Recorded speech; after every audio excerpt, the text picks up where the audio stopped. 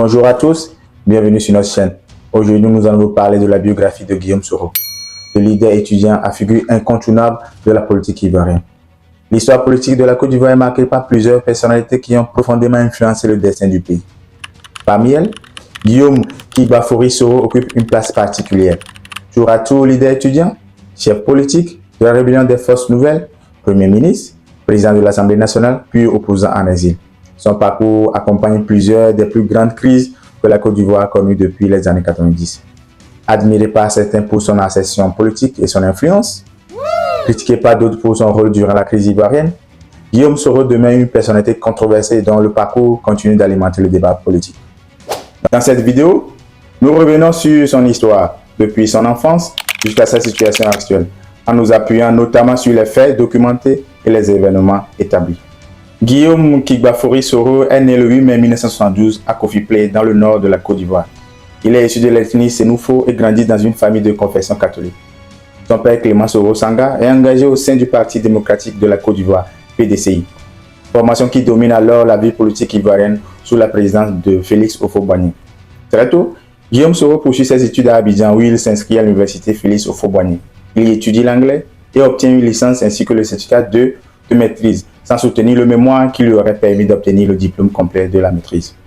Durant cette période universitaire, il acquiert rapidement une réputation de militant actif, surnommé Che, en référence à Che Guevara ou encore à Bogota. Il se distingue de son engagement au sein de la Fédération estudiantine et scolaire de la Côte d'Ivoire, plus connue sous le sigle FESCI. Créée au début des années 1990, la FESCI est l'organisation estudiantine la plus influente du pays. À cette époque, les universités ivoiriennes sont régulièrement le théâtre de mouvements sociaux dénonçant les conditions d'études, les difficultés économiques et les réformes gouvernementales. Entre 1995 et 1998, Guillaume Soro devient secrétaire général de la FESCI sous la direction du syndicat étudiant, renforçant son influence sur la scène universitaire et devient progressivement un acteur incontournable du débat public ivoirien. Cette visibilité permet à Guillaume Soro de se faire connaître bien au-delà des campus universitaires. Après avoir quitté la direction de la FESCI en décembre 1998, il part en France afin de poursuivre ses études. Il s'inscrit simultanément à l'université de Paris 7 pour approfondir l'anglais et à l'université de Paris 8 en sciences politiques. Mais ce séjour fut malheureusement de courte durée. À la fin de l'année 1999, la Côte d'Ivoire traverse une importante crise politique. Guillaume Soro décide alors de rentrer dans son pays afin de participer aux mobilisations politiques qui suivent l'arrestation de plusieurs dirigeants de l'opposition. Il est présent en Côte d'Ivoire lorsque survient le coup d'État militaire du 24 décembre 1999 dirigé par le général Robert Gueye. Dans les mois qui suivent, Guillaume Soro apparaît publiquement aux côtés du nouveau pouvoir avant de prendre progressivement ses distances. Lorsque le leader de l'opposition Alassane Ouattara est écarté de l'élection présidentielle de 2000, Guillaume Soro se rapproche de son camp politique, marquant ainsi le début d'une nouvelle étape de son engagement. L'élection présidentielle des années 2000 marque une nouvelle étape de la vie politique ivoirienne. Laurent Gbagbo accède à la présidence de la République dans un contexte de forte tension politique. Le pays reste profondément divisé, notamment autour des questions de nationalité, d'identité et de participation politique. Pendant cette période, Guillaume Soro s'installe à Ouagadougou, au Burkina Faso. Selon les informations disponibles, il participe à l'organisation d'un mouvement destiné à renverser le pouvoir de Laurent Gbagbo. Cette période marque le début de son implication dans ce qui deviendra la rébellion ivoirienne. Dans la nuit du 18 au 19 septembre 2002, plusieurs attaques sont lancées simultanément contre les positions militaires à Abidjan, à Bouaké et à Korogo. Les assaillants espèrent renverser le gouvernement, mais l'opération échoue dans la capitale. En revanche, ils prennent rapidement le contrôle d'une grande partie du nord du pays. À la suite de ces mouvements, le mouvement patriote de la Côte d'Ivoire, MPCI, devient la principale force rebelle. Guillaume Soro apparaît alors comme son porte-parole avant d'en devenir le secrétaire général de la branche politique. Après des négociations de liste Marcoussis, le MPCI et plusieurs autres mouvements rebelles sont regroupés sous une même bannière, les Forces Nouvelles de la Côte d'Ivoire. Durant cette période, Guillaume Soro devient le principal représentant politique de la rébellion. Il participe aux négociations avec le gouvernement ivoirien, les partis politiques et des médiateurs internationaux. Son rôle consiste à défendre les revendications des forces nouvelles lors des différents processus de paix engagés pour mettre fin au conflit. Le conflit entraîne une partition du pays. Le sud demeure sous le contrôle du gouvernement, tandis que le nord est administré par des forces nouvelles. Cette situation perdure plusieurs années et bouleverse durablement la Côte d'Ivoire, tant sur le plan politique que social. Pendant les premiers mois de la rébellion, Guillaume Soro est recherché par les autorités ivoiriennes. Selon les informations rapportées dans les sources, il quitte le territoire ivoirien déguisé en femme afin d'échapper aux forces de sécurité.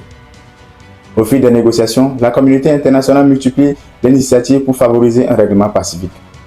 Les accords de Linas Marcoussis, signés en janvier 2003 en France, ouvrent la voie à la formation d'un gouvernement de réconciliation nationale réunissant les différentes forces politiques et les représentants de la rébellion. À la suite des accords de paix, Guillaume Soro entre officiellement au gouvernement de réconciliation nationale de février 2003 à mai 2004, puis d'août 2004 à décembre 2005. Il occupe le poste de ministre de la Communication. Cette nomination constitue une évolution majeure. Quelques mois auparavant, il représentait politiquement un mouvement de rebelles opposés au pouvoir.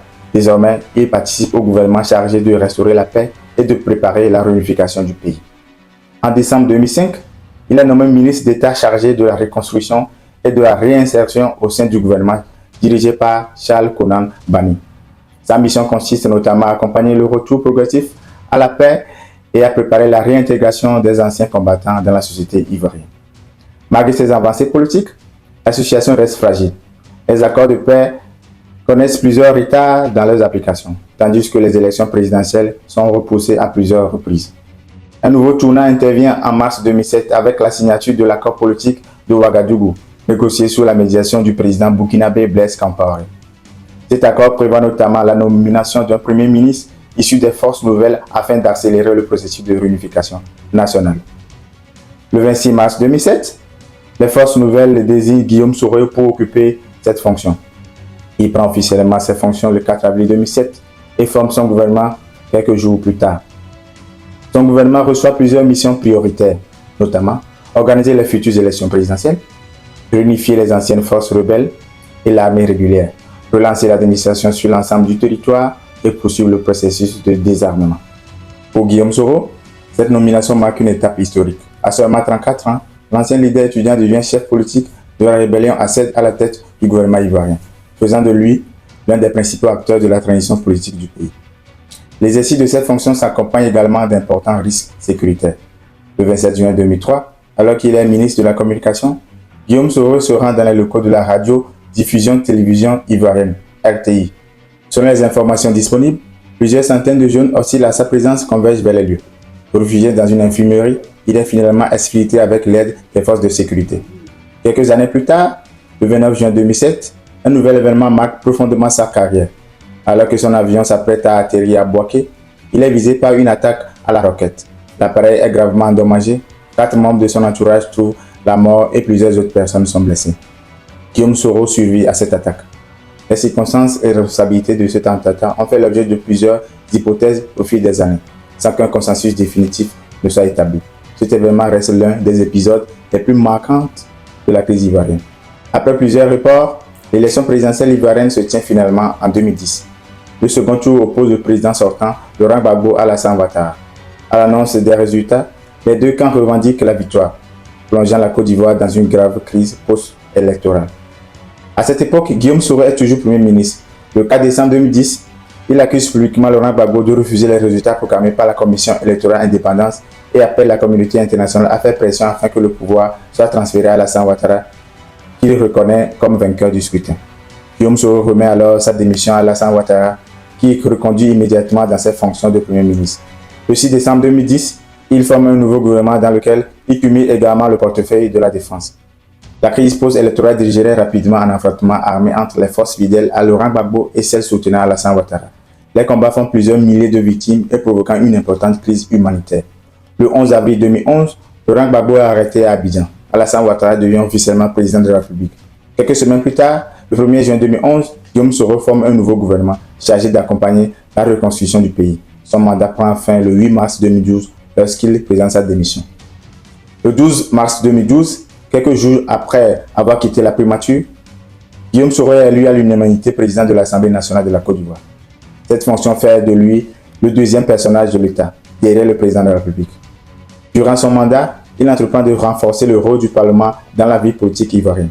Il multiplie les déplacements diplomatiques en Afrique, en Europe, en Asie, afin de représenter l'institution parlementaire ivoirienne. En mai 2016, Il est désigné président de la conférence parlementaire afro-arabe, une organisation réunissant des parlementaires africains et arabes afin de renforcer leur coopération. À la tête de l'Assemblée nationale, Guillaume Soro met également en avant plusieurs thèmes qu'il juge prioritaires. Il insiste notamment sur des questions liées à la jeunesse, à la solidarité nationale, à la lutte contre les inégalités ainsi qu'à la protection de l'environnement. Après l'attentat terroriste de Grand Bassam en mars 2016, il appelle à renforcer les capacités sécuritaires de la Côte d'Ivoire.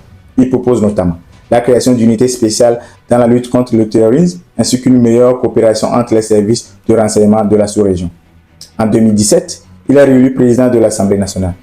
Cependant, au cours de cette même année, les relations entre Guillaume Soro et le président Alassane Ouattara commencent à se détériorer. À la suite des mutineries qui secouent l'armée ivoirienne en janvier et en mai 2017, plusieurs proches du pouvoir soupçonnent Guillaume Soro d'avoir joué un rôle dans les événements. Lui rejette des accusations. La découverte d'un important stock d'armes dans une résidence appartenant à l'un de ses proches alimente également les tensions. Guillaume Soro affirme que ces armes étaient entreposées depuis la crise post-électorale de 2011. La rupture politique avec Alassane Ouattara devient progressivement publique. Le 8 février 2019, Guillaume Soro annonce officiellement sa démission de la présidence de l'Assemblée nationale. Cette décision marque la fin de plusieurs années d'alliance avec le chef de l'État. Quelques mois après son départ de l'Assemblée nationale, Guillaume Soro annonce sa volonté de briguer la présidence de la République lors des élections prévues pour 2020. Pour soutenir cette ambition, il lance un mouvement politique baptisé Génération et Peuple Solidaire, plus connu sous l'acronyme GPS. Son objectif est de rassembler les différentes organisations qui lui sont favorables afin de préparer l'élection présidentielle. À l'automne 2019, alors qu'il se trouve à l'étranger, Guillaume Soro annonce son intention de rentrer en Côte d'Ivoire. Mais le 20 décembre 2019, une plainte est déposée contre lui pour des faits présumés de détournement de deniers publics remontant à l'époque où il occupait la fonction de Premier ministre. 3 jours plus tard, le procureur de la République annonce l'ouverture d'une procédure visant Guillaume Soro pour tentative d'atteinte à l'autorité de l'État et à l'intégrité du territoire national. Un mandat d'arrêt international est alors émis contre lui. Guillaume Soro conteste ces accusations. En avril 2020, la Cour africaine des droits de l'homme et des peuples demande la suspension de l'exécution du mandat d'arrêt international ainsi que la remise en liberté de plusieurs de ses proches arrêtés en Côte d'Ivoire. À la même année, Guillaume Soro est jugé par contumace dans une affaire liée à l'acquisition d'une résidence à Abidjan. À l'issue du procès, il est condamné à 20 ans de prison et à une amende et à une privation des droits civiques. Ses avocats dénoncent alors un procès politique, tandis que les autorités ivoiriennes défendent la régularité de la procédure. En octobre 2020, le parquet annonce également des poursuites contre complot et atteinte contre la sécurité de l'État. L'année suivante, en juin 2021, Guillaume Soro est condamné à la prison à perpétuité dans l'affaire portant sur la tentative présumée de coup d'État de décembre 2019. Un nouveau mandat d'arrêt international est lancé contre lui. Depuis cette condamnation, il vit hors de la Côte d'Ivoire. En avril 2020, Guillaume Soro est condamné à 20 ans de prison pour recel de détournement de deniers publics et blanchiment de capitaux. Il est jugé en son absence. En juin 2021, il est cette fois-ci condamné à la prison à perpétuité dans une autre procédure concernant une tentative d'atteinte à la sûreté de l'État liée au événement de décembre 2019. Il est également visé par un mandat d'arrêt international. Il faut toutefois préciser que Soro conteste les accusations portées contre lui et dénonce des procédures qu'il conteste comme politiquement motivées. La carrière de Guillaume Soro a également été marquée par plusieurs affaires controversées. Il a notamment été mis en cause dans l'affaire des écoutes téléphoniques diffusées en 2015 au Burkina Faso. Soro a contesté l'authenticité de l'enregistrement. Une expertise acoustique condamnée par son avocat français a ensuite retenu objectivement l'hypothèse d'un montage. La justice militaire burkinabé a finalement renoncé en 2016 à son mandat d'arrêt contre lui. D'autres accusations notamment concernant les violations commises pendant les crises ivoiriennes ont également été portées contre lui. Ces accusations ne doivent cependant pas être présentées comme des condamnations définitives lorsqu'il s'agit de plaintes ou de procédures encore contestées. À partir de 2019, Guillaume Soro vit principalement en exil. En novembre 2023, il annonce vouloir mettre fin à son exil. En avril 2024, il révèle avoir eu un échange téléphonique avec Alassane Ouattara, présenté comme un geste en faveur de l'apaisement et de la réconciliation politique. Mais son retour en Côte d'Ivoire reste compliqué par sa situation judiciaire. En 2025, plusieurs informations ont circulé sur une prétendue candidature de Soro à la présidentielle. Il faut être particulièrement prudent sur ce sujet. L'agence ivoirienne de la presse a notamment vérifié Une vidéo présente en août 2025 comme une nouvelle déclaration de candidature reprenait en réalité une ancienne déclaration datant de 2019. La candidature présentée dans cette vidéo comme étant liée à l'élection de 2025 était donc trompeuse.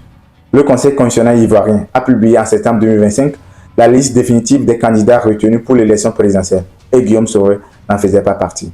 Guillaume Soro reste une figure difficile à résumer en une seule image. Ancien militaire étudiant, chef de rébellion, négociateur, ministre, premier ministre sous Laurent Gbagbo, puis sous Alassane Ouattara, président de l'Assemblée nationale et candidat déclaré à la magistrature suprême. Son parcours a suivi des principales crises politiques de la Côte d'Ivoire contemporaine. Son histoire est ainsi marquée par des accusations, des controverses judiciaires, une rupture avec Alassane Ouattara et son non-exil. Qu'on le considère comme un ancien chef rebelle et devient homme d'État, comme un opposant politique ou comme une figure controversée de l'histoire récente de la Côte d'Ivoire, une chose est certaine, Guillaume Soro a occupé une place centrale dans plusieurs des événements qui ont profondément transformé la Côte d'Ivoire depuis les années 1990. En son parcours politique, reste encore aujourd'hui étroitement lié une grande question de pouvoir, de réconciliation et d'avenir politique du pays. J'espère que cette vidéo vous a plu. Merci de l'avoir regardée. Je vous invite massivement à vous abonner. À la prochaine. Merci.